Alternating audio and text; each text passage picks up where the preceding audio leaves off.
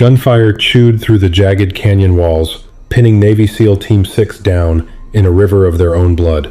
Their lead sniper was bleeding out. The radio was dead. That's when the team's medic, the only woman on the mountain, wiped the blood from her hands, picked up a shattered rifle, and changed military history forever.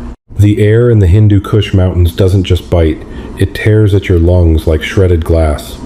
At 10,000 feet, every breath is a conscious effort, every step under 100 pounds of gear, a negotiation with gravity. Chief Warrant Officer David Miller led the patrol in a staggered column. Behind him was Petty Officer First Class Ryan Hayes on comms, sweeping the left flank. Taking the rear was Petty Officer Second Class Liam Mitchell, the team's apex predator, carrying a custom-tooled MK-13 Mod 7 sniper rifle. And in the center of the formation, carrying the heaviest pack of them all, was Petty Officer First Class Sarah Jennings. She was a ghost in the military records.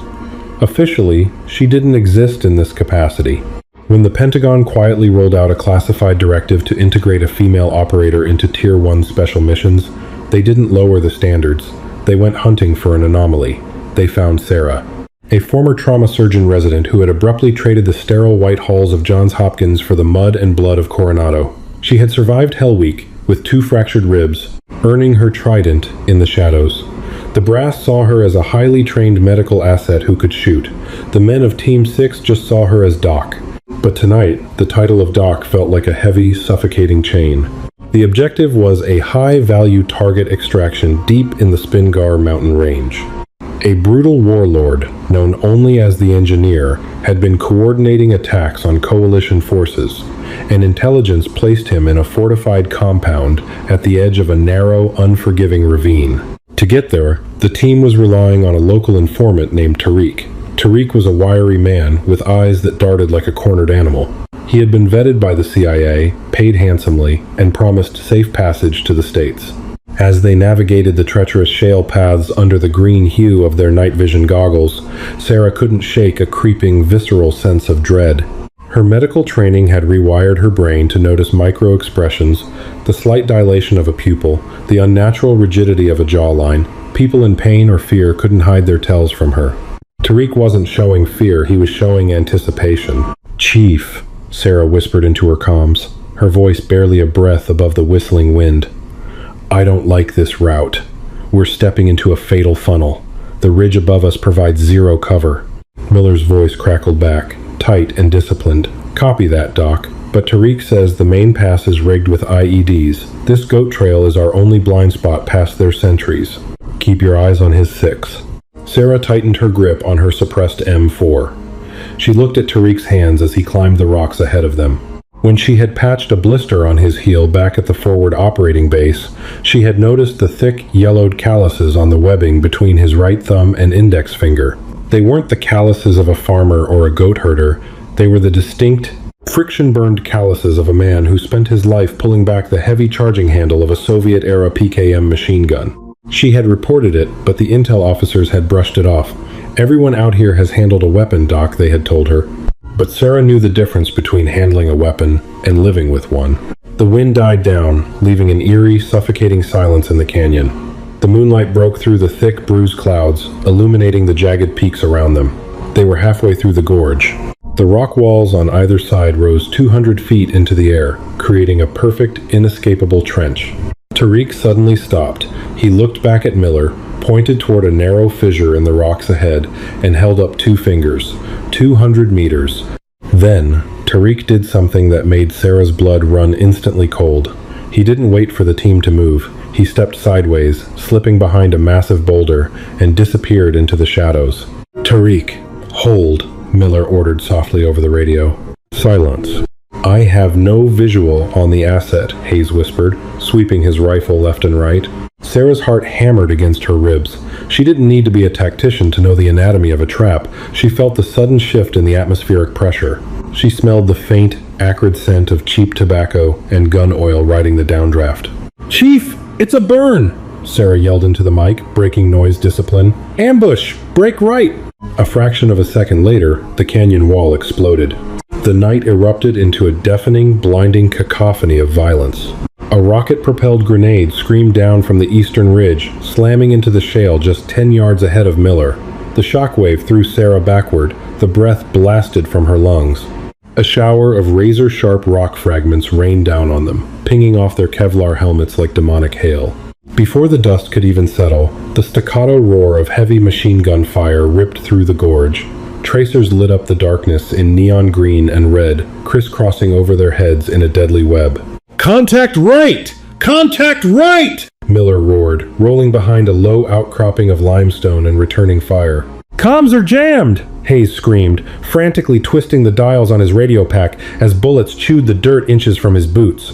"They're blocking our signal! We have no air support!" They were completely cut off, pinned at the bottom of a steep ravine by an enemy that had the high ground, the numbers, and the element of total surprise. Tariq hadn't just led them into an ambush, he had delivered them to an execution block. "Mitchell, get eyes on that PKM!" Miller shouted over the deafening roar of gunfire.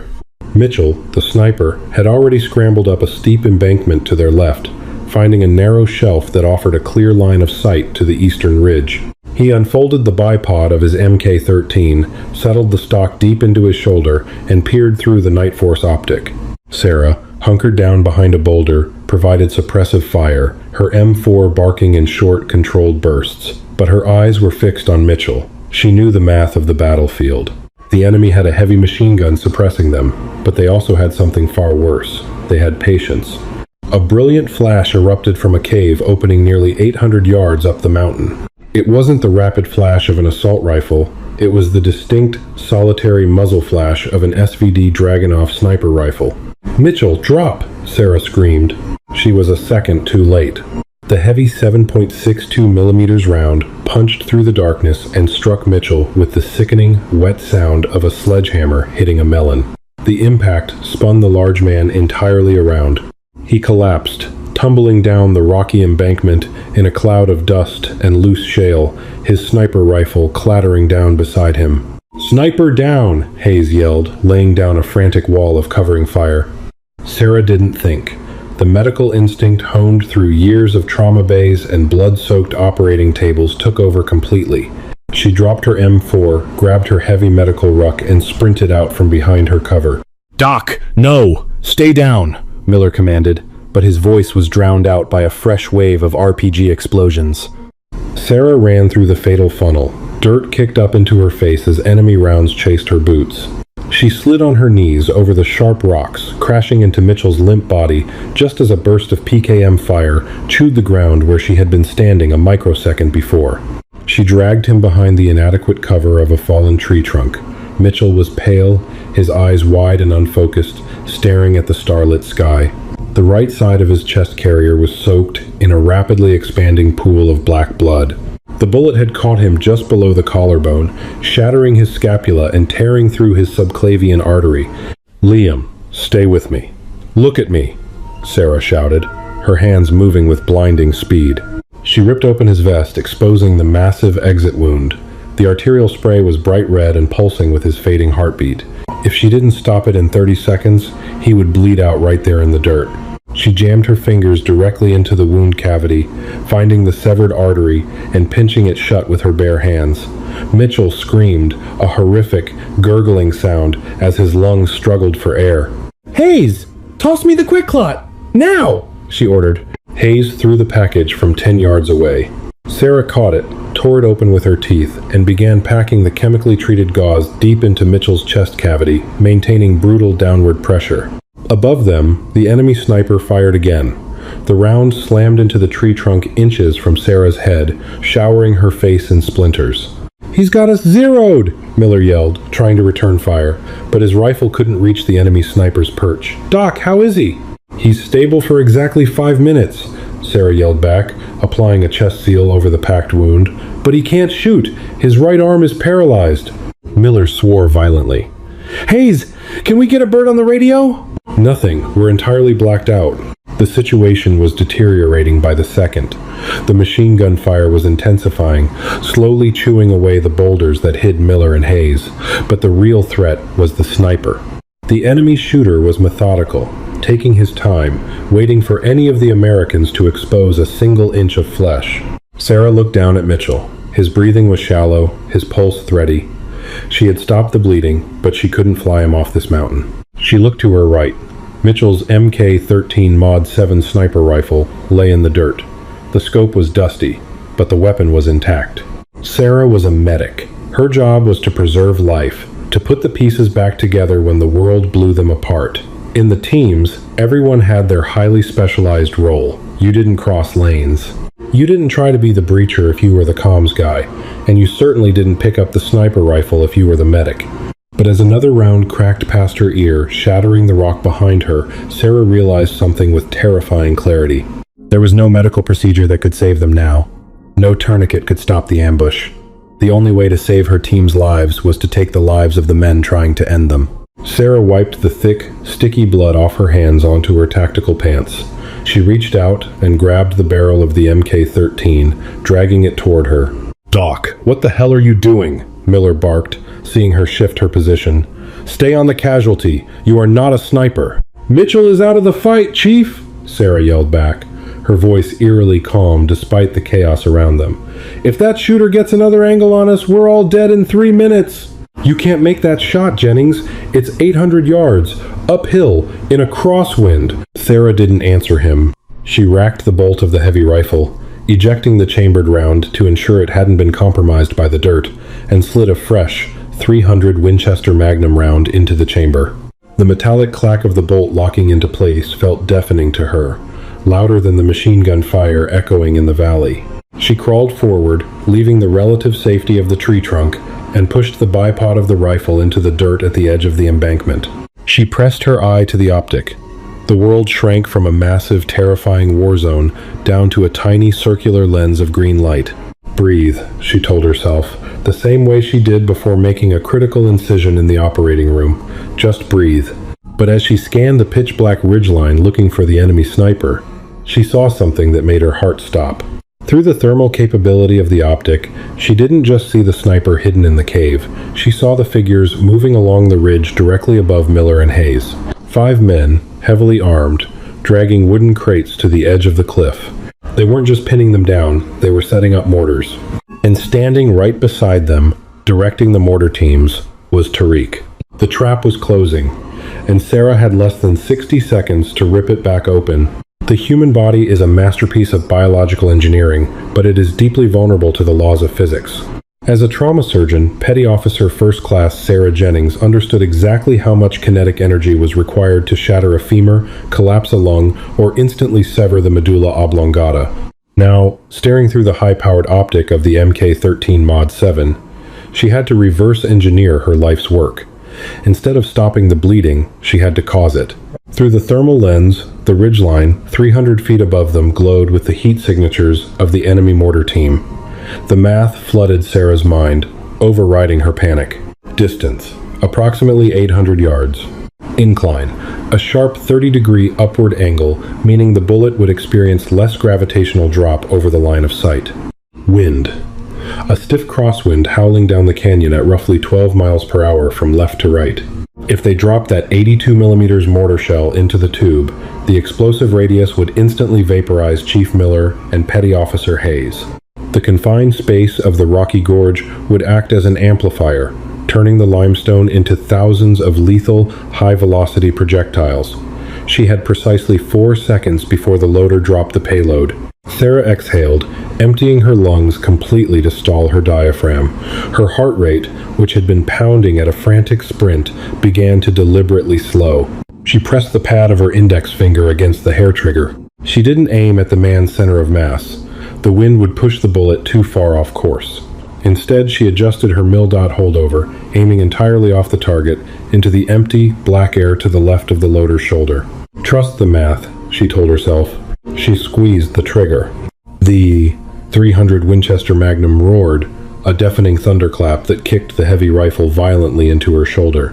Before she even recovered from the recoil, she was instinctively working the bolt action, ejecting the spent brass, and slamming a fresh round into the chamber with a sharp, metallic clack. Downrange, the physics equation resolved with devastating perfection. The heavy bullet sliced through the crosswind, carving an invisible arc over the canyon, and struck the mortar loader precisely in the chest, just as his hands released the shell over the tube. The kinetic transfer threw him backward violently. The mortar shell slipped, missing the dark opening of the tube, and slammed onto the jagged rocks at his feet. A split second later, the mountaintop erupted in a blinding white flash.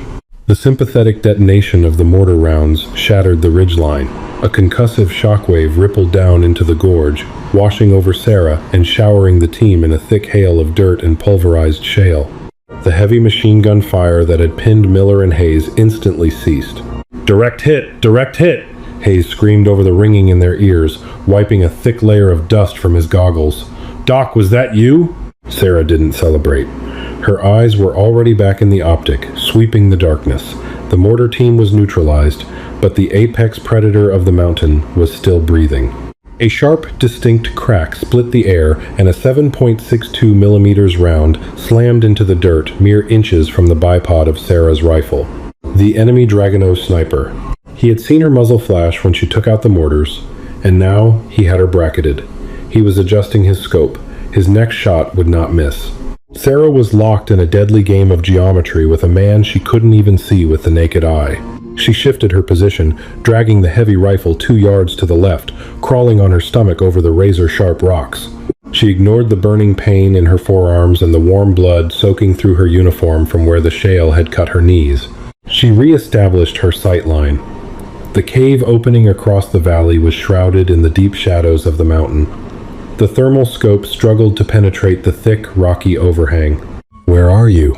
she thought, her breathing shallow and rhythmic. Then, she saw it. A faint, momentary heat bloom radiating off the rock wall inside the cave, the residual heat from the barrel of the Dragunov. He was tucked deep inside the fissure, waiting for her to make a mistake, waiting for her to move. Sarah knew that in a sniper duel, patience was the ultimate weapon. But patience was a luxury she didn't have. Liam Mitchell's chest seal was holding, but his blood volume was critically low. If he didn't get whole blood and a surgical theater in the next 30 minutes, his organs would begin shutting down. She needed to draw the enemy shooter out. "Chief," Sarah whispered urgently into her mic, knowing the short-range comms between the team were still functioning. "I need him to look. On my mark, toss a frag grenade over your cover. Don't expose yourself. Just give him a flash of light." "Copy," Miller replied instantly. There was no hesitation, no questioning her judgment. At that moment, she wasn't just the medic, she was their only long gun. Sarah settled her cheek against the stock of the MK-13.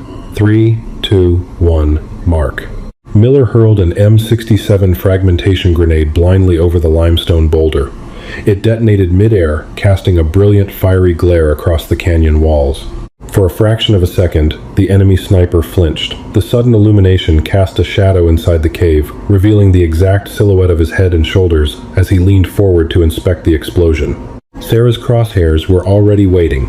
She applied the windage, held her breath, and squeezed the trigger. The rifle bucked. The bullet traveled the 800 yards in barely a second.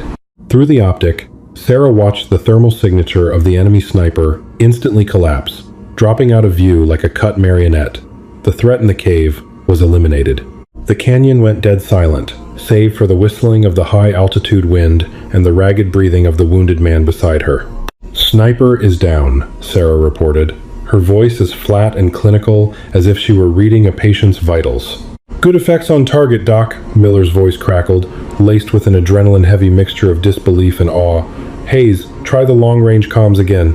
The jamming signal might have been blown to hell with those mortars." Hayes frantically worked the dials on his radio. A second later, a static-laced, beautiful American voice broke through the white noise. "Viper 01, this is Outlaw Base. We are receiving your transmission. State your status. Over." "Outlaw, this is Viper 01. We have a troops in contact situation, one urgent surgical," Hayes barked. "Enemy ambush neutralized. Requesting immediate dust-off." As Hayes coordinated the medevac, Sarah lowered the heavy sniper rifle. The adrenaline that had laser-focused her mind was beginning to ebb, threatening to leave her hands shaking. But she couldn't afford to shake yet. Through her night vision goggles, she scanned the ridge one last time. There was one loose end remaining. Tariq. The informant had vanished into the rocks when the ambush started, but he hadn't been killed in the mortar explosion. Sarah swept the thermal optic across the goat path, winding down the far side of the mountain. There, A solitary, frantic heat signature moving rapidly down the shale incline, desperately trying to slip away before the American air support arrived. He was making a run for the border, carrying the payout he had received for selling out Team 6. "Chief, we have a runner. It's the informant," Sarah said, tracking Tariq's movements.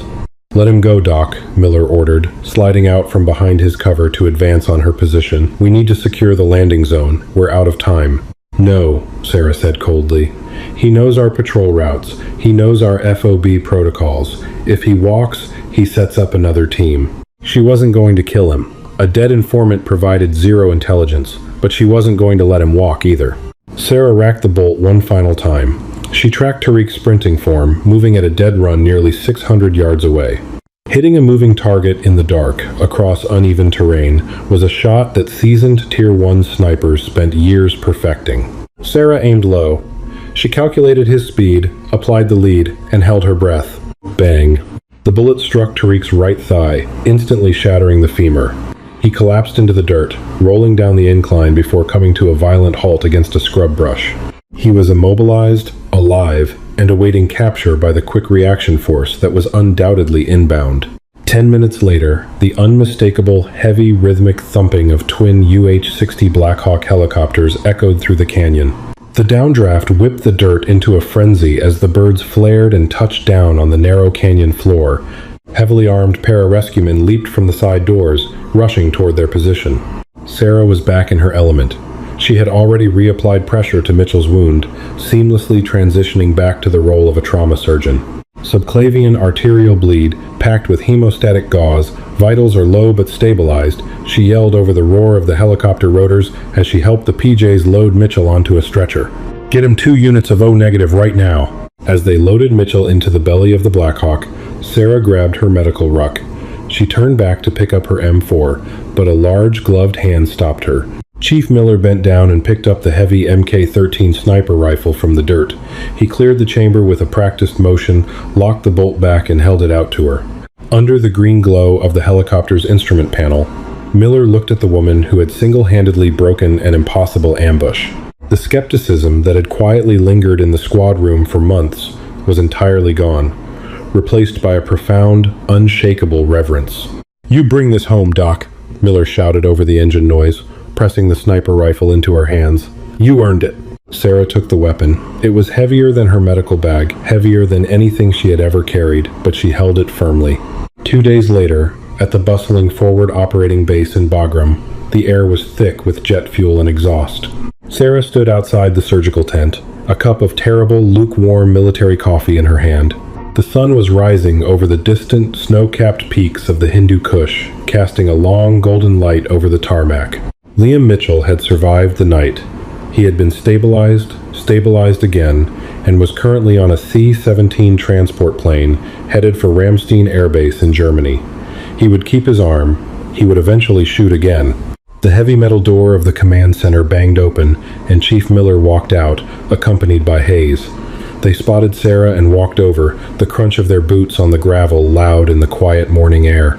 "Command just finished debriefing Tariq," Miller said, leaning against the concrete blast wall. "Turns out, the engineer had a massive bounty on our heads.